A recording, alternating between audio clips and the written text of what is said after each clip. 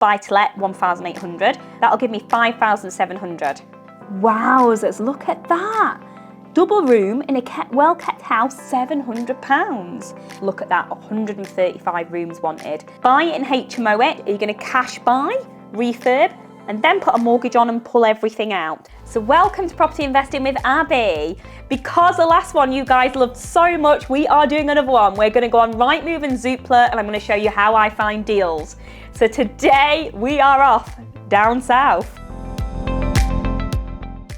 We're going to Milton Keynes. So the first thing I'm going to do is go straight to Rightmove, my favourite place. Here we go, Rightmove, and I'm going to put Milton Keynes in. And I'm not too fussy, so we're going to go for sale. I'm going to go out about 10 miles because I know Milton Keynes got a lot of roundabouts. And max price, I'm going to go up to £500,000. Properties are a little bit more, just cost more in Milton Keynes. I nearly said more expensive, but I don't agree things are cheap or expensive. Price is what you pay and value what you get. Number of bedrooms, don't mind. Added to the site, I'm going to put the last 3 days because I'm going to see if we can get a reduced one. So we've got one that's added today. Oh, we've got one reduced today. So here's a 4-bed reduced for £500,000. So let's just have a quick look at this one. See if there's anything we can do. So it's a new build. Now sometimes there's not much you can do with new builds, but it looks like it's got a decent garage there. So I'll just have a look at the kitchen. Oh, that's a different kitchen that I expected in like a newer build. And you see the ceiling there. A lot of people don't like that, a bit Artexy, so that'll need to change. We've got a little bit of a narrow living room with a nice feature wall. That looks a bit like Center Parcs. So this house is all right. I wouldn't say it's done up like high standard modern. It's got the wardrobes around the bed. Everybody loves those, don't they? Bathrooms are nice. So I'm looking for what I can do to add value. I could change the kitchen a little bit, maybe change some of the bedroom furniture, but there's not a huge amount. So what I'm going to do is go down to the floor plan. Right, here's where we can add the value. Don't know if you can see there. So we've got little kitchen and then that little narrow dining room there. And what we've got is these old style sliding patio doors here. So if I was going to add value to this property, if it makes sense, I'd knock through that wall and I'd make it a huge open plan kitchen diner. Now you have the nice living room here that could still be your living room snug. And then you've got your 3 bedrooms upstairs, 2 bathrooms, but then you've got this garage. Now nobody uses a garage anymore, so what I'd be looking to do is turn that into maybe a home office or something like that. It's a decent size, look, so potentially. Now what we've got to do is work out, is this price, if I want to, you know, knock through walls and do a bit, is it still going to be a deal? So if I go down, I'm going to go property sale history. Look at that. This is why I absolutely love property.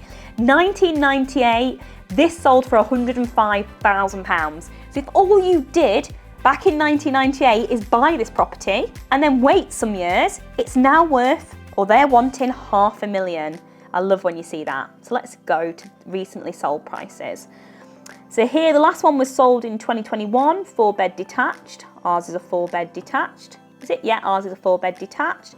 So I'm just going to go in the last year, and I'm going to go out half a mile and let's just see what's coming up. So we've got a 3-bed detached for 415. We've got a 4-bed detached here for 525, which sold in August 2022. So let's have a quick look at this one. This is like ours, separate garage. Let's just have a look at the photos. Got a bigger garden than ours. Still got that whitey, you know, smaller kitchen there. Again, got the bedroom furniture around the bed, which some may say a little bit old-fashioned. Sorry if you have got that. Let's have a look at the floor plan.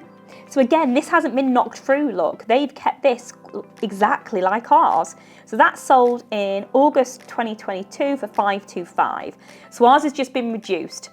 Now, it doesn't take a genius to guess what they've done with ours. They've probably just knocked 25 grand off of it. So if we suggest that ours is going to be fully done up, we then make this extra space, this garage here, and we make it into a home office, I could potentially maybe see that going for 550, but I'd need to do loads more research. Now, would it be worth buying it at 550?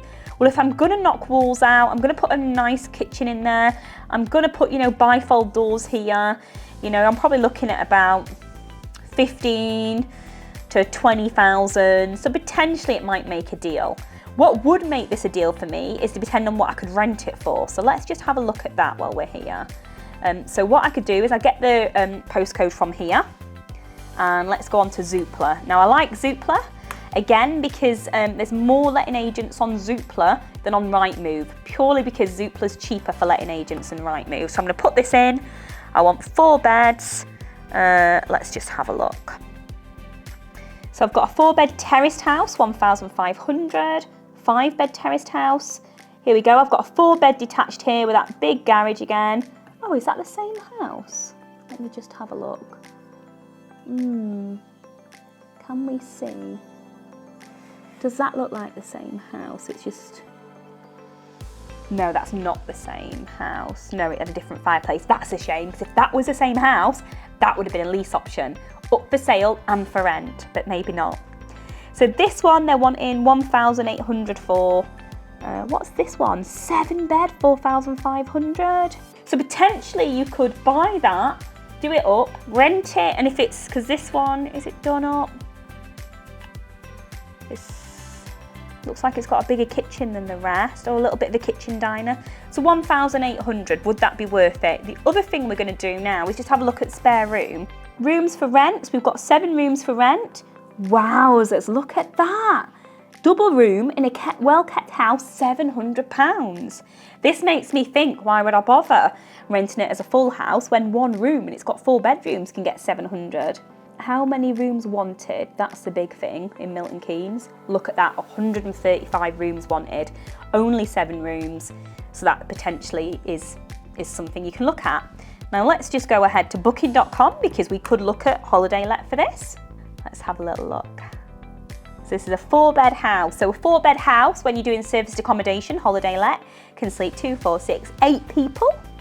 You could potentially convert that garage into another ensuite bedroom if you wanted. So it could sleep, 10 people. So we've got luxury apartments here. Let's put some dates in. So let's say I'm gonna stay weekend of the 24th to the 26th of Feb. Now I'm doing 2-night minimum stay because most operators will do 2 nights because of the cleaning costs. So let's have a look. So I've got a luxury apartment, a 1-bed apartment with a sofa bed. So 1 bedroom, a sofa bed, 263 for 2 nights. Contractor and family house, including parking and big garden.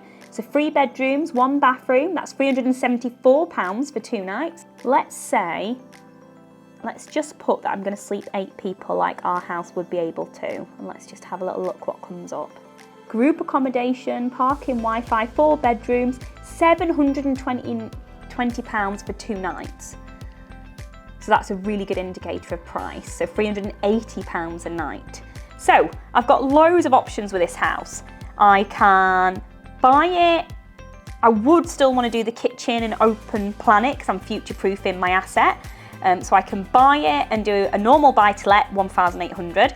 Buy it and HMO it. Now I need to check with the council, check for stipulations, check for compliance because I'm only doing this quick.